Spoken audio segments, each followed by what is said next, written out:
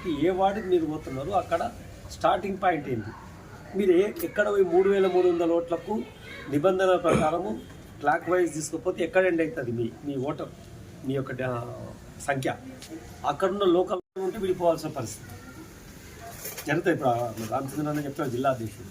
కాబట్టి అఖిల పక్షాన్ని కూర్చోబెట్టి ఖచ్చితంగా దీన్ని సమయం పొడిగించి ప్రజా సంఘాలను, అనుభవం ఉన్న సీనియర్ సిటిజన్స్ను, ఇంకెవరన్నా గతంలో పనిచేసిన మున్సిపల్ సిబ్బందిని ఉంటే తీసుకొని, తొందరపాటు ఏం లేదు, ఖచ్చితంగా ఈ పునర్విభజన కార్పొరేషన్ మౌనారు పెద్ద చరిత్ర ఉన్న పెద్ద జిల్లా, హెడ్ క్వార్టర్స్ గుండకాయలాగా, దీనికి మీరు కార్పొరేషన్గా మొదటి ఎలక్షన్ జరగబోతున్నాయి కాబట్టి మీరు ఏదో పదవికాంక్షతోన ప్రకృతి పడి ఏదో చేస్తారంటే ఎవరు ఆగరు.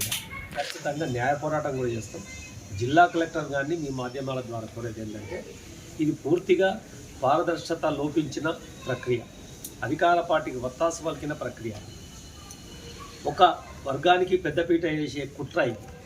కాబట్టి ముఖ్యంగా బీసీలకు 42% ఏదైతే స్థానిక సంస్థ రిజర్వేషన్ ఇస్తామని బిల్లు పాస్ చేసి మీరు షోపుటప్ చేసిందో, ఇప్పుడు బీసీలకు ఎక్కడన్నా ఒక రిజర్వేషన్ ఒకవేళ మీరు ఇస్తే కూడా అక్కడ మీరు వేసిన ఓట్ల ఏదైతే కొంత మీరు కుట్రపూరితంగా కొన్ని ఒక సామాజిక వర్గాన్ని తీసుకొచ్చేసి ఉన్నారో ఆ ఓటర్లలో కూడా బీసీలు ఉంటారు అన్నప్పుడు వాళ్ళు ఏం చేస్తారంటే, ఇప్పుడు దూదేకులోళ్ళు ఉంటారు, ఇంకెవరో ఉంటారు, వాళ్ళు వచ్చి బీసీ కోటను కొట్టుకొని పోతారు. కాబట్టి ఇదంతా ఏంటంటే రాజ్యాంగ విరుద్ధంగా, ప్రభుత్వ నిబంధనల విరుద్ధంగా జరిగింది. కాబట్టి కలెక్టర్ గారు జోక్యం చేసుకొని కాలపరిమితి పెంచి మళ్ళా అనుభవం ఉన్న సిబ్బందిని పంపించి నిబంధనల ప్రకారము 60 డివిజన్లను సమతుల్యం పాటించి పారదర్శకంగా దీన్ని విభజించాలని తెలంగాణ బీసీ మహాసభ ద్వారా డిమాండ్ చేస్తున్నాం.